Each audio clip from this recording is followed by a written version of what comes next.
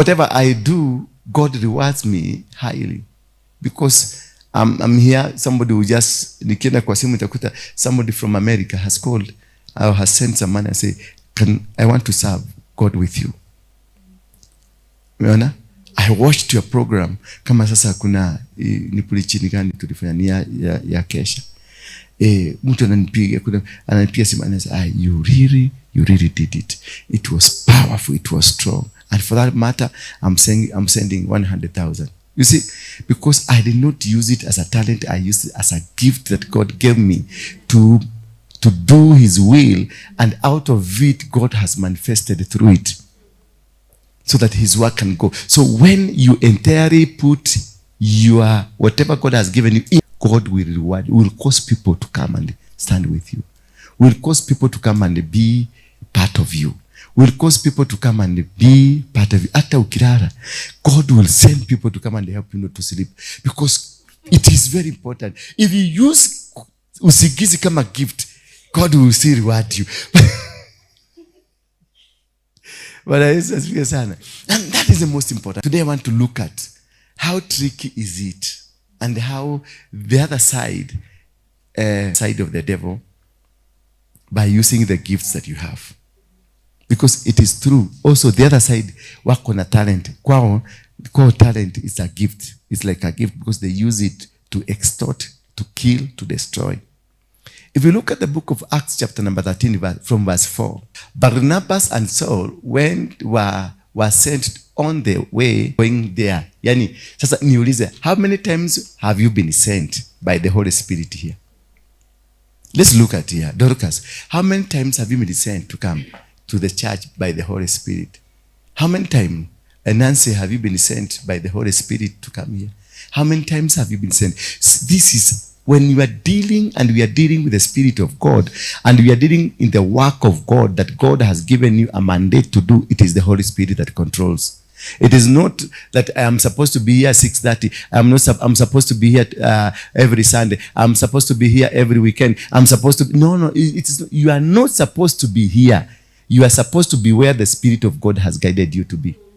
It is not that I am in this position, I am controlling this. No, it is what the Holy Spirit has said it should be. That is where you are supposed to be, not where you are supposed to be. Not where people decided you are supposed. Because maybe people gave you a position that is full of limitations. Maybe people gave you a position that was full of witchcraft. Maybe to God.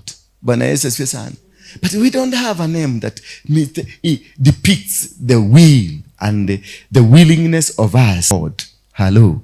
The willingness of us to God, that we have surrendered to God. How many times did you ever surrender to God? Why do you want to do your plans?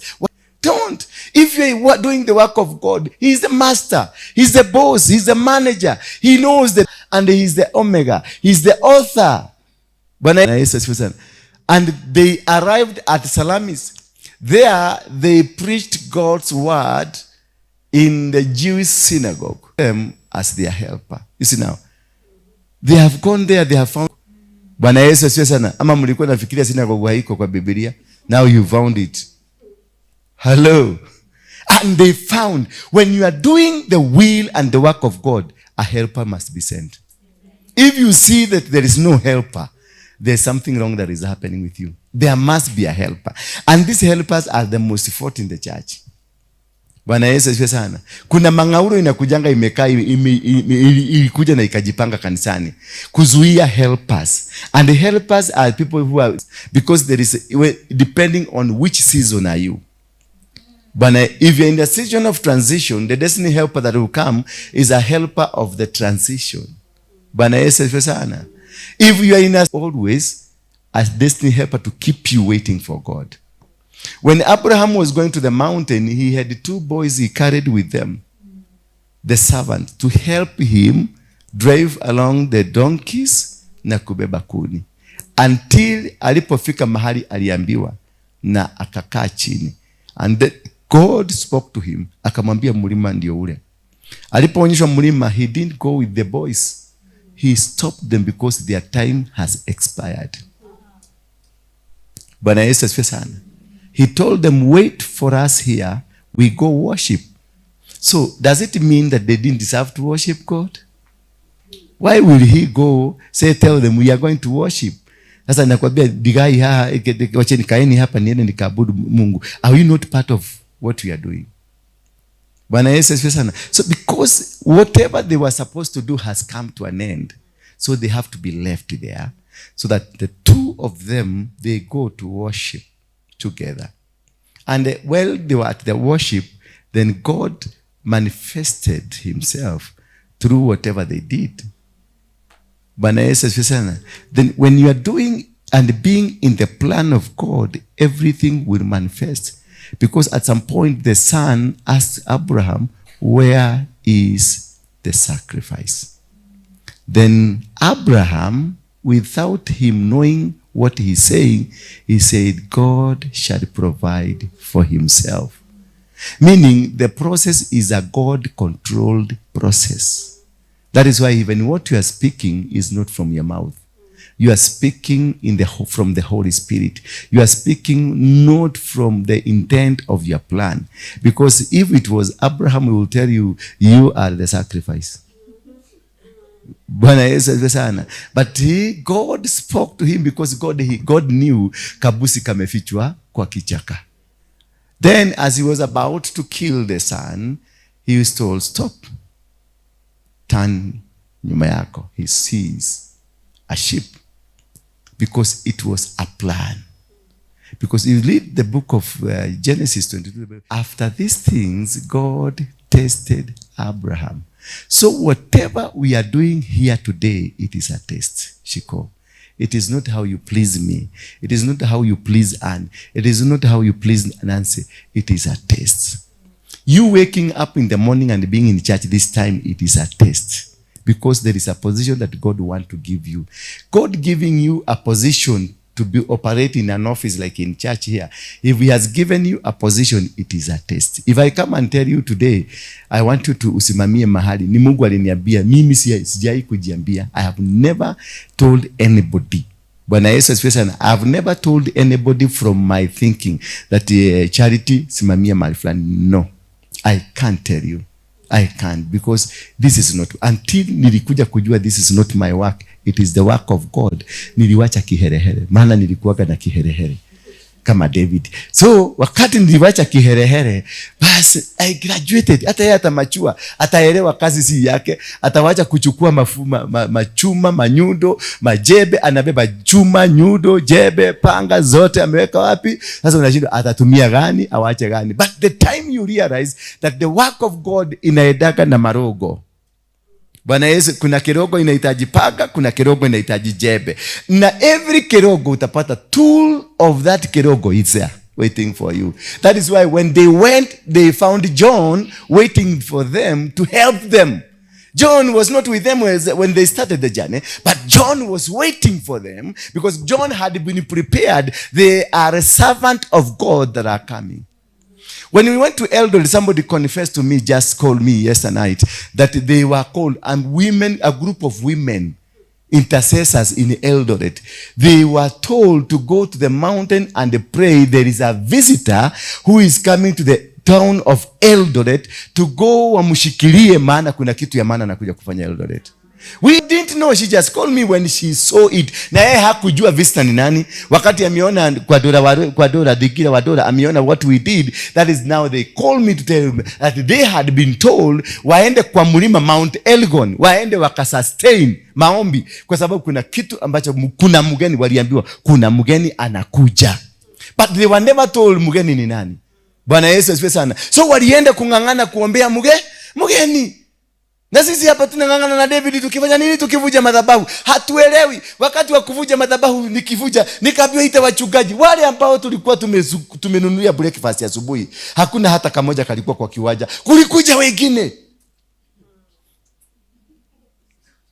Bwana Yesu asifiwe sana. Na yule mwenye alikuja, ule nilipatia microphone kubwa, hata hiyo kazi ya kuvuja madhabahu ndio yake. You see how things happen. Yule ambaye nilipatia microphone, hiyo ndio kazi anafanyaga huko. Lakini hajawahi pata the position of glory until I came to Eldoret to give him the platform of glory. Bwana Yesu asifiwe sana. Because I could have done it, but God told me, no, there is my servant here who will do it. So I was led to call. Nikaita all men and women of God ambao wako hapa kuja. Then I was led by God to say, who is the senior most of you? He happened to be him. What he did is what God had showed me to be done.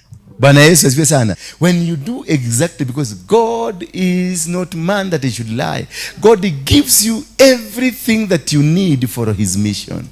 He cannot send you for a mission and then ask you to finance his mission. God, you can never be able to finance God's mission.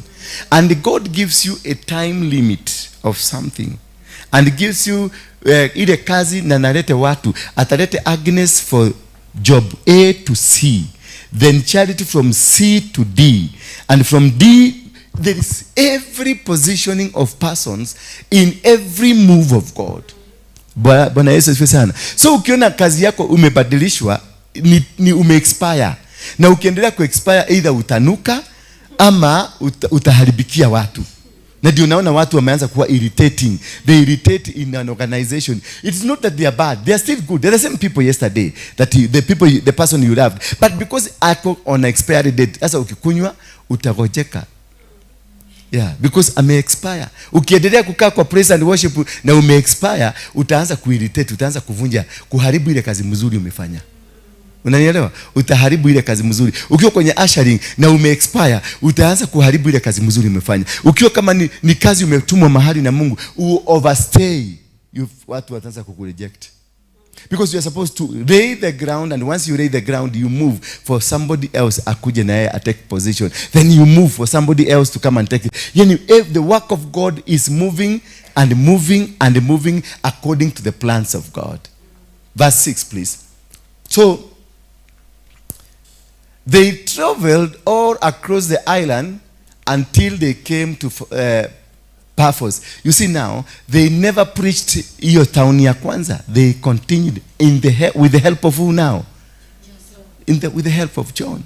Kuna mahali walienda akili kafika mwisho wakapatiwa John.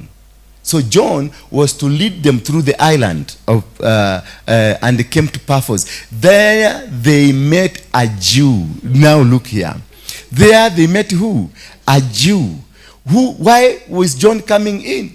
John is coming in to help them to be able to understand the culture of those people. Because John was a man that lived amongst those people. So he needed, like now in Eldoret, we needed Tabitha and we needed Mary. Because they are the people who are on the ground to help us maneuver to move from one point to another point. They are the people to help us do things around. Because they understand there, they know there, they know the roots. So they needed John because of one thing. Bar Jesus. And that's why I normally tell you, sometimes Christianity is a scam. Because we don't know whether you are worshiping Bar Jesus. Because kama sasa mnaenda party ya 25. Who was born on the 25th? Was Jesus born on 25th? He was not born on 25th. And then why are you going for Christmas? Nemoshiare motume mone mwagoyo negashiare gakege negashiare. No. Jesus was not born on 24th. Who was born on 24th? Who was born on 24th is Tamuzi, the son of Nimrod, who they bore with his own mother. When I ask Karimudi Agokogoera, Nekanagetakoke, Nimrod, Tamuzi, a baby of Nimrod, ambaye alilana na mama yake wakaza. So look at yourself, the immorality that is in you. The kind of a baby you are worshiping, even sio hata fadhali ungeambiwa ni ya kahaba wa Koinaga Street. Sasa ni mtoto na mama yake wamezaa. Alafu the whole world is worshiping the baby. Bwana Yesu asifiwe sana. And when I say that, mnasema ati I'm not fully, I need to sit under an apostle. And he said, what to do what? To understand Tamuzi ni mtoto wa mama na mtoto. Nienda nikafundishwe na nganga. Nikafundishwa pia Tamuzi. Wewe tia ushogae. Tia ushoga. Niradakari. Niradashoga. Niunatumia shida tutali tuwega. Rudi hapa hama hapa. Umehama? Yeah, thank you. You see, sasa ukiangalia huyu Bar Jesus. Sasa angalia ile vitu tunafanyishwa na watu wa pop.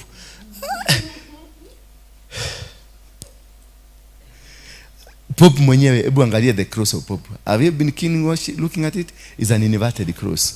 It's an inverted cross. Who uses the inverted cross? Yeah? Yeah? The Illuminati.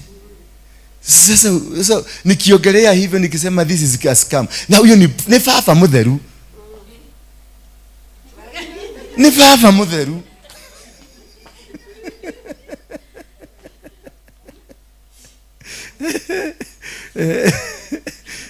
Bwana Yesu asifiwe sana.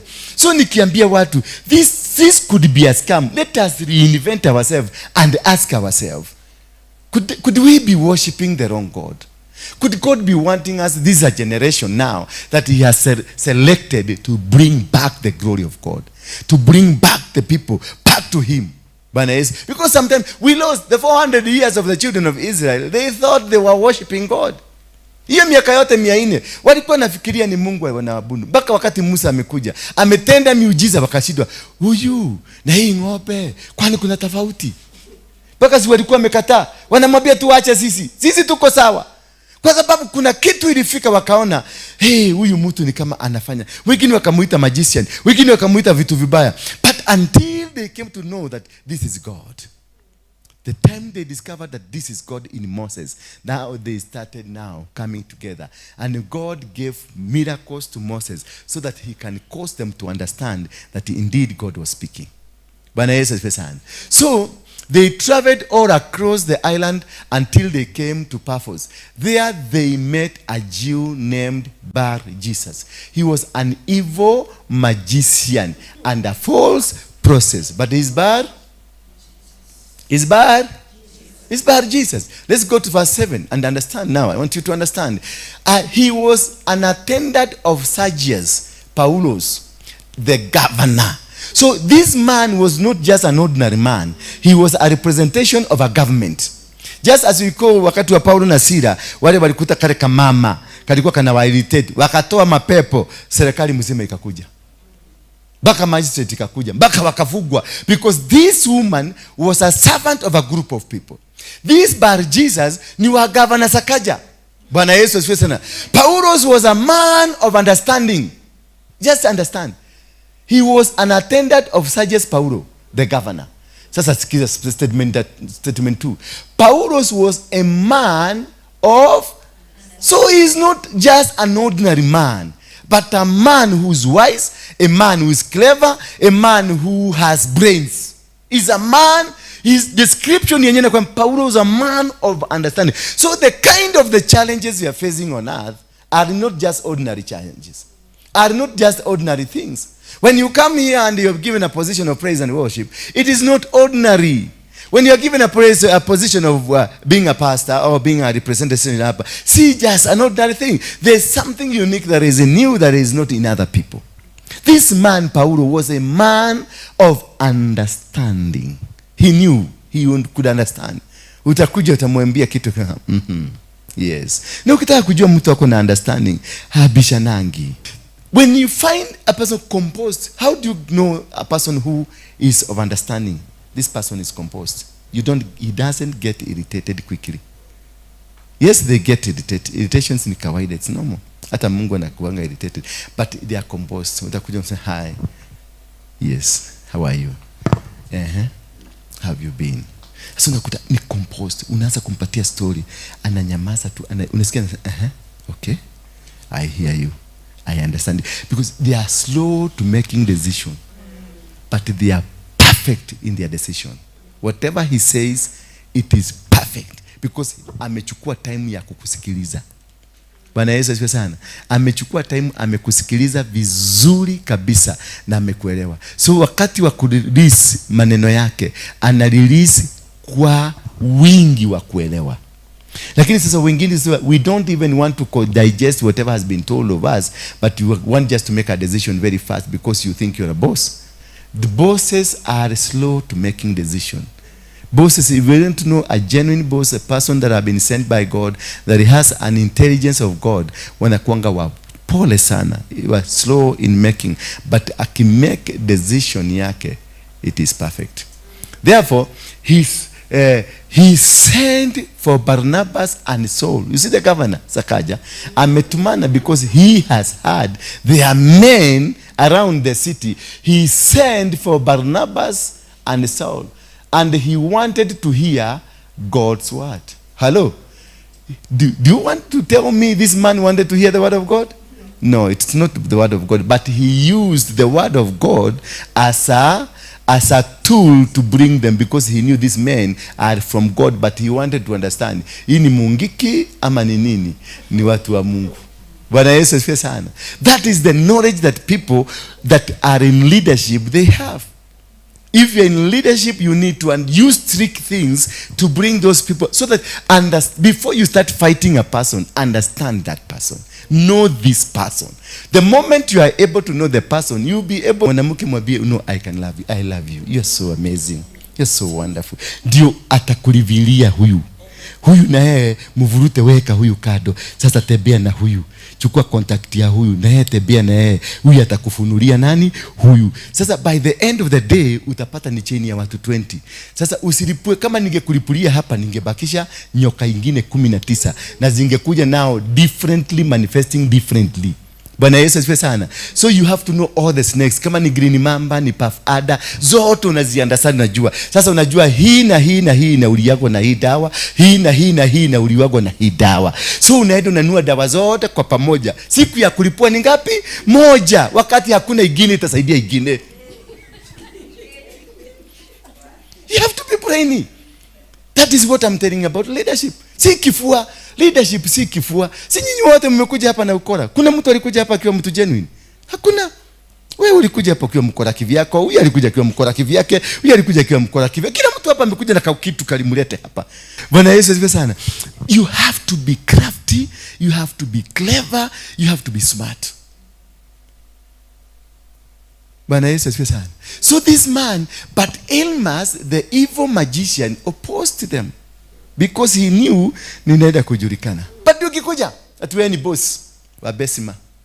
Sitaki kuona huyu, sitaki kuona huyu, sitaki kuona. Na hawa naambia already waliweka kamba moja hapa, ni ya mtego moja, mtego ingine iko hapa, mtego ingine iko hapa. Sasa ukijaribu, sasa si umewafukuza. Sasa unakuja, unasikia mguu imeguswa. Ukienda kuinua hii mwingine, hii imeguswa, hii imeguswa, unaaguka chini. Wale waliweka mitego ndio wanakuja kuuliza. Si tulikwambia hakuna mahali unaenda, wanakukamata. You withdraw. Once you kusikia hii kanisa hii, usikie mahuru ya hii kanisa hii yote, unajua hii ni mahuru, hii ni mahuru, hii ni mahuru, hii ni mahuru. First of all, you get a position. Come sit down for a month. Study every person. Befriend. Immediately you get in a position, befriend everybody. Make everybody a friend. Even you, kama wewe ni mtu uko na kitu blessed na kakitu, nunua machai mingi sana na madasi mingi sana. Nunua. Si ndio understand manyoka hawa, because they are not good. That is why umeletwa na management, ukuje urekebishe. Bwana Yesu asifiwe sana. That is why ulifanyishwa interview, because management walikuwa najua our problem ni hii. We need a person who can fix this thing. So ukiitwa kwa interview, si ati unakuaga ni CV na gari yako. Hapana, is this person capable of solving the problem we are having? Mnamsikiliza, mnajua this is the right person.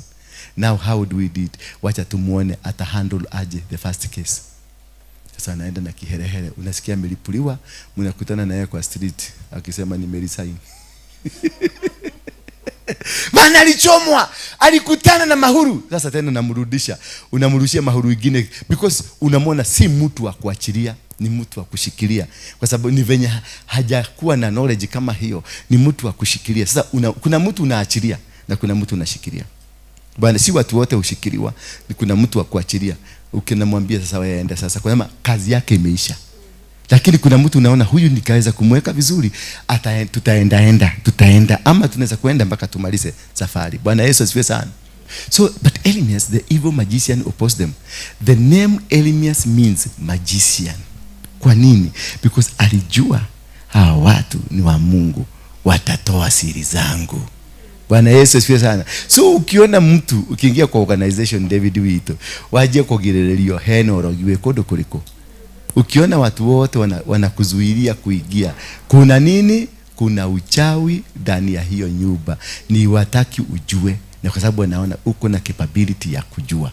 Bwana Yesu asifiwe sana. He tried to keep the governor from becoming a believer because they knew very well if the governor changes, if Sakaja changes, then it means kazi yao imeisha, because Sakaja was their paymaster. Bwana Yesu asifiwe sana. So there are people who are in this church and they are paymasters of the magicians, the devil worshippers, the witches. Bwana Yesu asifiwe sana. So this is what I'm trying to teach you, is about how to be smart, to be an operative, a smooth operator. Do I look like I'm a smooth operator? Have you ever tried to crack on me na umeshindwa? Yes. All of you here, you've tried to crack me, but you can't. You can't. Because I know how to operate. Agnes, I know how to operate. Nimelelewa, nilifundishwa. My being in Mungiki was not evil, was not demonic, was godly. God was training me for a bigger role that is about to give me for this nation. For a bigger role that is about to give me for this world. For a bigger role that is about to give me. Because you have to undergo an intense training for you to qualify for the job of God. You have to go through an intense training. Utakuwa frustrated, utateswa, utafanywa, utaletwa kila type ya watu. Manyoka mafupi, manyoka marefu, manyoka imekonda, manyoka imejigonyoka, manyoka imekaa milipedi. Kila kitu, kila maana, kila kitu. Na Mungu will allow you to work with them. Bwana Yesu asifiwe sana. We'll allow you to walk with them. And as you walk with them, God is growing you. And that is why God caused you to come and walk with me, so that you can tap that kind of growth. So that wherever God will send you at some point, because at some point God will send you to go and work somewhere, then you will use the same knowledge to conquer the forces of darkness. Saul was also known as Paul. He was filled with the Holy Spirit. Who sent them? Who sent them from the verse 1? They were sent by the Holy. This man was filled by the Holy Spirit. So whatever, look here now, he's dealing with a governor and he's dealing with a spiritual aspect. The magician. Magical is spiritual aspect. And also the government is what? Is in. Paulo, the governor. So these are two strong forces that even if you are filled by the Holy Spirit, you can be defeated again. You can also be easily. Maana Jesus alikuwa ni Abirono. Si nani? Anaitwa nani? Pontius Pilate. Who was he? Yeah? Wasn't he a governor? He was a governor. He's the one who gave an authority, the consent for this man to be murdered. So he was filled with the Holy Spirit. He looked straight at Elmas. And he said to him, he looked straight. Ukitaka kujua mwizi hakuangaliagi straight, anakaaga hivi. Anaangalia kapale chini, ama anaangalia hapa, ama unaona anaangalia juu, na kama akipitisha macho yake anablink. Paul was also known as Paul. He was filled with the Holy Spirit. He looked straight at Elmas and he said to him, verse 10, you are a child. Amesoma na nini? He looked straight. I can look at you and know who you are. Yes. Ndio naonanga ukikuja kwangu na kuangaliaga macho straight. Na mimi najua straight away you want to lie. Na ninakwambia ningoje hapo kidogo nikuje, because I don't have time ya kupoteza na uogo. Nakwambia jeterera na haudenderoka. Ukikuja hapa na kushika na kuletagi wapi? Na usikilize ile maombi naomba. Naomba maombi ya kukemea pepo ya uogo. Na kudisarm. You are a child of a devil. You are an enemy of everything that is right. Bwana Yesu asifiwe sana. Yeah. Hiyo ndio muhimu sana kuelewa. You are a child of the devil. You are the enemy of everything that is right. You cheat people. You use all kind of things. Won't you ever stop twisting the right way of the Lord? Alitumia nini? Hakutumia roho, hakufugua roho. Looked straight. Your eyes, I can read your eyes and know what kind of a person you are. Mtu prostitute na nanga.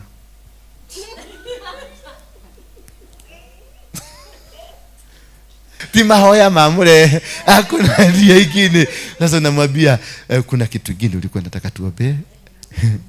Apostle unajua. Sijui nakujaga kwa hiyo ofisi maneno yote ina evaporate. Sijui ni kwa nini.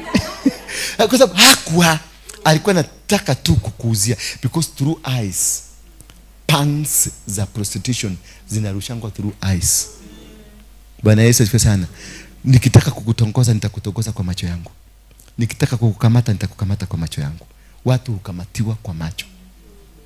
Bwana Yesu asifiwe sana. That is why I will look at you and release the fire of the Holy Ghost through the eye. Ukiona watu wakati mwingine naambianga mtu niangalie kwa macho anasema anachomeka because I'm releasing the fire. Because my eyes naiweka fire. Ina release fire. Jeria akikuja kwa aje wewe shagogo uko na arayaka gogo. Nyurajina. Yeah, anachomeka because alikuwa anataka kunirushia pangs za prostitution. Na mimi namwachilia moto wa Roho Mtakatifu kupitia kwa nini? Kwa macho. Alafu na release inside from my heart, I release the power to destroy you. Unakwisha, unaona miada, yes. Anaanguka chini. You change the whole thing. You change the entire narrative. Sasa umesave huyo mtu na wewe umefanya nini? Umejisave. Because ni mtu material mzuri for tomorrow. Material mzuri for the work that God has given you. So you mold those people, you remove their spirit. Unasikia sasa you are a child of a devil. But has ever a devil given birth? No. He recruited himself to become a child of the devil. So these people you see who are doing the wrong things, they recruited themselves to become evil. Evil, it is a recruitment. It's something that you attract. Verse number 11. Now the Lord's hand is against you. You see now, he is now, because he used his eye to know, then he used his mouth to disarm. So you use your eyes to know. That is why a police officer akikuja anakuangaliaka straight into the eyes. Venye uta twist eyes, anakuambia kuja. Straight away. Because amejua you are a criminal. Anajua kuna kitu unaficha lakini hajui. Sasa atakutumia wewe kumwambia ile kitu unaficha. Because that's a training. Kama ukienda kwa GSU wakati wanapiga riot, GSU akikuja kitu cha kwanza atakugonganga wapi? Hakugongangi na nguvu. Anakugonganga na fibo hapa. Pole. Sasa straight away what will you do? Utapeleka mikono yako hapa. Hapo amekugoga. Anakugoga hapa. Ukigoga hapa unampati, unaenda kuguza hapa unampatia hapa. Ana disarm joints. Ile kitu anatrainiwa ni kufanya nini? Ku disarm your joints, to make you weak. When your joints are hit, ukigoga hapa utafanya nini? Utaembed. Anagoga hapa. Unakaa chini. Unakuta umekalisha, ndio unasikia polisi nifanya nini? Kaa chini. Bwana Yesu asifiwe sana. So that is the first thing. Ukiona mahali anataka shika hiyo rugu yake ama rudi nyuma asikugoge. Maana akikugoga utampatia joints anataka. Wewe mwenyewe ndio utakuwa ukimpatia venye anataka. Ndio mnaonaga shikona wasetigi na vitu vidogo. Mnanipatia tusidi twenu venye anataka. Pole. Kwa sababu nimetengeneza ka music kakudaka kumudazisha hivi. Muna dance. Sasa ukikuja kunichorea najua kitabo. Ukianza kampako najua. Ukiinua mguu unajua ni kwa nini unainua. Because I am aware of what you are planning to do. Bwana Yesu asifiwe. Now the Lord's hand is against you. Bwana Yesu asifiwe sana. You are going to go blind. Ni nini ilitumika kwanza hiyo maneno? Macho. Alimwangalia straight. Sasa kupitia the same process ya macho amemwambia you are going to be blind. Sasa amemfunga. In the spiritual world amemfunga hata kuwa akiona vitu vile alikuwa naona kupitia kwa magic. So that is how to disarm your enemy. That is how to disarm the people around you that are not okay. Ndio naonanga sisi tukagi. Mimi siwezi kusturiwa ati nikuwe na bodyguard. Wakufanya nini? I know how to disarm. Hata mkikuja na mabuduki, you will do nothing. Utaniwacha hapa na hautaniona. I will blind you. Bwana Yesu asifiwe sana. Kanatigo. I will make you blind. Blind, and you are going to go blind. You won't be able to see the light of the sun for a while. You will not see me. Oh, Charity, you will not see me. Hawezi ukaniona tena. I will make it happen. Na utawachwa hapo ukizubaa until I'm sure now umerekebika na kupatia position ile nimeona Mungu ameniambia this man nilikuwa nimemtengeneza akiwa hivi, lakini now the devil is using in this way. So nitakuweka blind mpaka wakati ufinyangwa uudo tena upya. Sasa ukuje nikupatie position, nikwambie now take your position. Bwana Yesu asifiwe sana. And that's why in many cases tumekuwa na watu wamekuja hapa wachawi, deliberately ni wachawi, wametumwa kuleta uchawi hapa, lakini wameshindwa. Yes, amejaribu, amekuja ameweka gedhito hapa, ameweka, lakini I'm seeing because I know where it is, I know what you are doing, I know what time you are doing it, because that is what God called me for. And this only can happen if you are spirit guided, and you can only be spirit guided if you do the will of God at the time that God has called you for. If you do the will of God at the time that God has called you for that, then you will not go wrong, because you are under the influence of God and influence of God and under the influence of the Holy Spirit. That is why this man is able to see and detect and know exactly what kind of a person is this, and is also being able to release a command that you are going to go blind, and the people goes blind. Yeah. You won't be able to see the light of the sun for a while. Right away, mist and the darkness came over him. Right away, just by the mention, right away the mist and the darkness came over them. Sasa wakati I was tracking hiyo mambo ya kuiba vitu hapa kanisani, what I did each and every one, wakati ninajua ni Agnes anaibaga, nilimachilia blindness kwake. Nikajua Charity anaibaga, nikaachilia blindness kwake. So wakaendelea kuiba, wakakosa kuelewa, wanajuana, wanaonwa. Bwana Yesu asifiwe sana. Sasa wataendelea kufanya kama hawaelewi na hawatajua, wanaonwa. Sasa wanafanya openly. Ndio uliona walifanya openly. Bwana Yesu asifiwe sana. Ndio walifanya nini? Openly. Ndio sasa wakutiliwe, ndio wajulikane, so that thing ifike mwisho. Bwana Yesu asifiwe sana. So right away mist and darkness came over them. He tried to feel his way around. He wanted to find someone to lead him by the hand. Verse number 12. When the governor saw what had happened, he believed. He was amazed at what Paul was teaching about the Lord. Verse 13. Now the governor ameanza kuokoka. From Paphos, Paul and his companions sailed to the Perga in Pamphylia. There John left them and returned to Jerusalem. Job has ended. John left them because he only wanted to cross them. Lakini alongside kulikuwa na crocodile. Jesus, kulikuwa na manyoka, kulikuwa na vitu zingine. So the process yako ya kuvuka hapa, they used a lot of God and the Holy Spirit ndio waweze kuvuka. They used a lot of wisdom, they used a lot of intelligence, heavenly intelligence.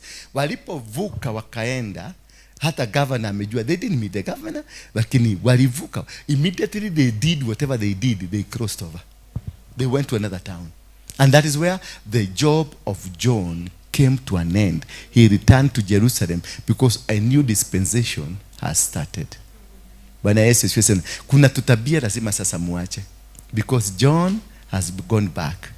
John was leading you, has gone back. That if we allow the Holy Spirit to be with us, the Spirit of God, then we will conquer this nation Mungu ametupatia.